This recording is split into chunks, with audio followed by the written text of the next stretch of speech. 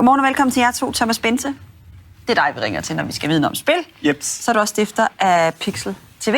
Yes. Daniel, godmorgen og velkommen til dig. Godmorgen. Kæmpe fan, tror jeg godt, jeg kan sige. Kæmpe fan. Af Zelda-spilserien. Og så har du YouTube-kanalen, der hedder Nintendo Talk.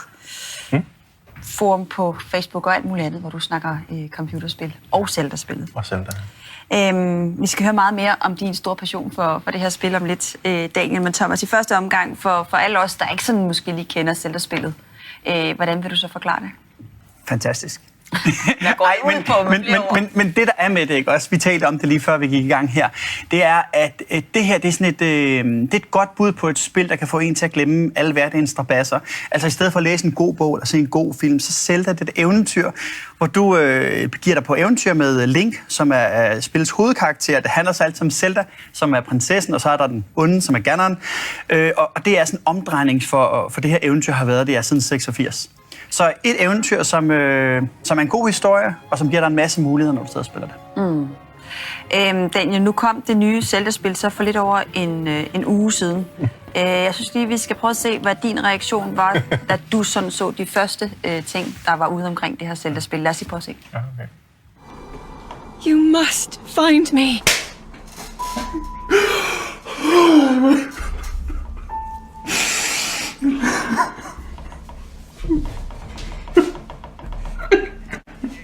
Hvor er det en god trailer, mand.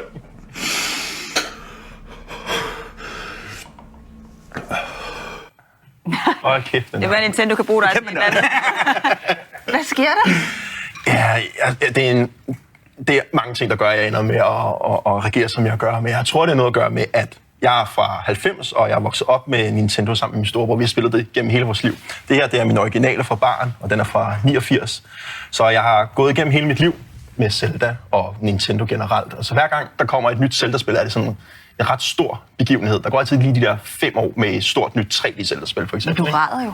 Jeg græder, og jeg tror også, mange undrer sig. Men jeg plejer nogle gange at sammenligne det lidt med, at folk græder jo også over musik, eller en film eventuelt.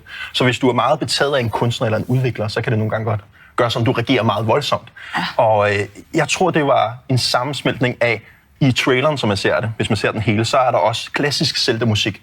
Men det er et nyt Zelda-spil, så jeg bliver sådan kastet tilbage til min barndom med klassisk Zelda-musik. Jeg bliver sådan på helt kuldegysninger bare at snakke om det bare her, ikke? Og det gør sådan, at det bliver sådan overvældende for en, at man som 33-årig reagerer sådan her, ikke? Og begynder at græde, og min kæreste sidder i min stue og tænker, hvad sker der for den der galning, ikke? Men det er bare, fordi jeg er så passioneret omkring det. Men du har også taget fri 14 dage, fordi det her spil skulle gå om. Ja, taget fri 14 dage, ja. Var jo til noget midnatsåbning sammen med Thomas og Berg Sala, og der var jo masser af dejlige mennesker der, og det er jo ikke bare det at spille, det er også det der med, at man hygger sig med det, snakker med community omkring det, ikke? Men 14 dage alligevel, hvad skal du bruge dem til? Det skal jeg bruge på at spille det, og snakke om det med mennesker, og nyde det sådan, ikke blive... Altså, vores liv er jo hele tiden med gå på arbejde, stresse med regninger, forpligtelser, så er det nogle gange ret bare lige... Det er jo nogle dage ud af kalenderen, og så virkelig bare være passioneret omkring den der ekstrem hobby. Har jo også Zelda-tatovering på mig, og så det er jo dedikeret til os, ikke? Er han en typisk Zelda-fan, Thomas? Ja, jeg tror, han er sådan lige lidt over gennemsnit. men det er faktisk fedt. Det sad vi også og talte om inden indslaget her. Der var det her arrangement i forbindelse med lanceringen. Og det er virkelig, virkelig fedt at møde så mange mennesker, der er så passionerede omkring det. Det er jo svært at beskrive, når ikke selv man er i det, men du sagde det meget godt, hvis det er en eller anden artist, man følger, eller hvis man virkelig er vild med Harry Potter eller Ringenes Herre. Det er jo lidt over i den boldgade.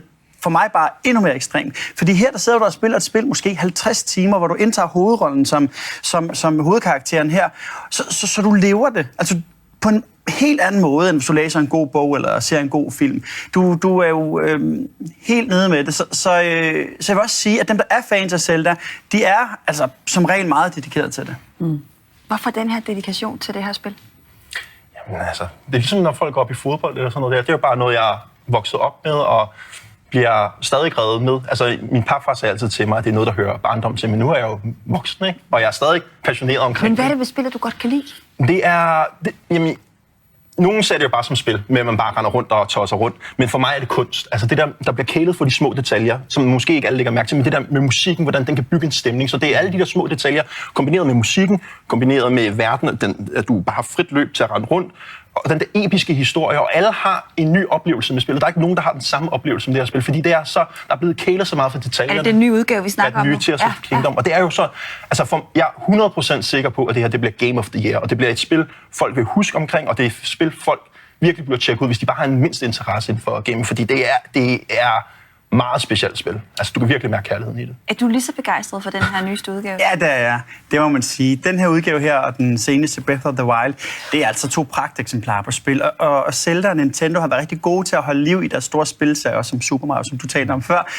Ham manden, som i sin tid opfandt det her spil, var også ham, der lavede Super Mario og Donkey Kong. Så de har nogle virkelig, virkelig stærke spiltitler, som de formår at holde liv i, og formår at lave så gode udgivelser, som det her spil også er. Nu så vi jo lige starten her, hvordan det så ud i 1986, og nu har vi set klip fra, hvordan det ser ud. Hvad sådan grafisk og sådan, hvordan har spillet der udviklet sig? Ja, der er sket en del, men faktisk allerede dengang i 86, der var spillet også kendt for at være banebrydende, blandt andet med det her med, at det var en åben verden, man gik rundt i allerede dengang. Lydsiden var helt fantastisk. Når du siger kuldegysninger, når jeg hører det der tema der, jeg drømmer om at komme ind og se en klassisk koncert, hvor de spiller det der musik der, ikke? Fordi det var de også kendt for ligesom at være first movers på. Det her med at lave en fantastisk lydside, et fantastisk eventyr. Det er jo ret simpelt. Det handler om den onde, om den lille helt, som måske ved første øjekast virker lidt som en klodshands-type, men det er ham, der er en udvalgt til at redde prinsessen. Det er jo helt klassisk og meget gammeldags måde at fortælle eventyr på, men det virker stadigvæk, og de fortæller det så godt, så det bliver de bare ved med at gøre heldigvis for os, der godt kan lide det. Og det er jo faktisk noget med, nu har vi jo snakket om Daniels store dedikation. Det er jo noget med, du har jo også opkaldt et af dine børn efter. Ja. Og jeg vil da gerne opkalde alle mennesker efter nogen far. Fortæl dig, jeg har en lille søn, der hedder Elliot Link. Ja. Jeg havde ligesom forsøgt, at han skulle Link til fornavn. Den gik ikke, men mellemnavn, der var det okay. Og bare lige for, min bror har en datter, der hedder Zelda. Så vi er jo ligesom Daniel vokset op i en familie, hvor vi har spillet Zelda altid. Ikke?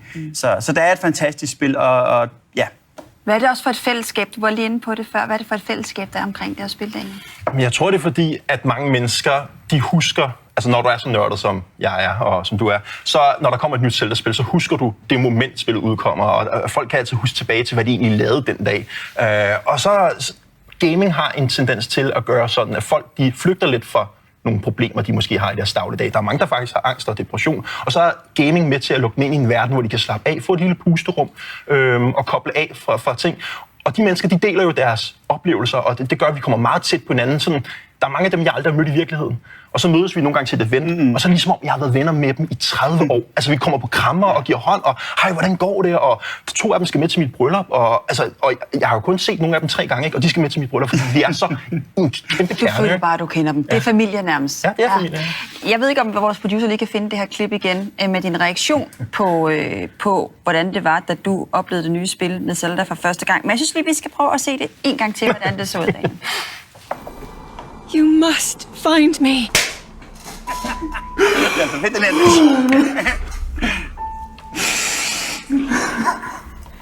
Og grunden til, at jeg lige kalder det en gang til, Daniel, det er, fordi jeg ved jo, at du bliver farlig om lidt. Ja, jeg bliver farlig om Hvilken reaktion får din kæreste forventer, når for første gang du skal... Altså, jeg skal giftes til august og blive far til september, så der er nogle ting, der virkelig skal leve op til den der forventning. Og jeg har ikke en, der normalt græder over sådan nogle begivenheder på den der måde, så altså, jeg ved ikke, om jeg lige skal stå og prikke mig selv i øjet, men jeg glæder mig, og jeg glæder mig meget. Du skal forestille dig sådan jo, altså, det bliver stort for mig. Jeg håber, jeg kan Skal du Zelda, hvis det bliver en pige? Nej, jeg synes, det er hardcore. Du har trumfet igennem bare til mellemnavn. Men jeg har en planter derhjemme, der hedder Zelda. Det er det, jeg kunne gå med. Jeg har ikke fået lov til et fornavn. Men jeg håber, jeg kan hjernevaske min søn lidt til at blive lidt begejstret for Zelda. Der er i hvert fald rum til det. Jeg tænker, at det kan I sidde og hygge med. Der er arrangement i Herning i weekenden, hvor Nintendo, der ellers ikke plejer at komme til Danmark, kommer til Danmark, og der kan man altså også opleve det her nye Zelda-spil. Ja. Tusind tak. Men skal du spille det? Hvad? Skal du spille det? Ja. Så har jeg en gave til dig. Har du? Ja. Okay, hvad sker der? Og du skal også have spillet. Nej! Nu skal du opleve det. Vi bliver nødt til at sprede budskabet. Det er godt lavet, det der, altså. Skal jeg sende min reaktion til dig så? Det må du gerne. Har du ikke lavet en YouTube-video? Tak. Hvad skal jeg trykke på? Skatter? Tak for besøget. Selv tak. Ej, tak.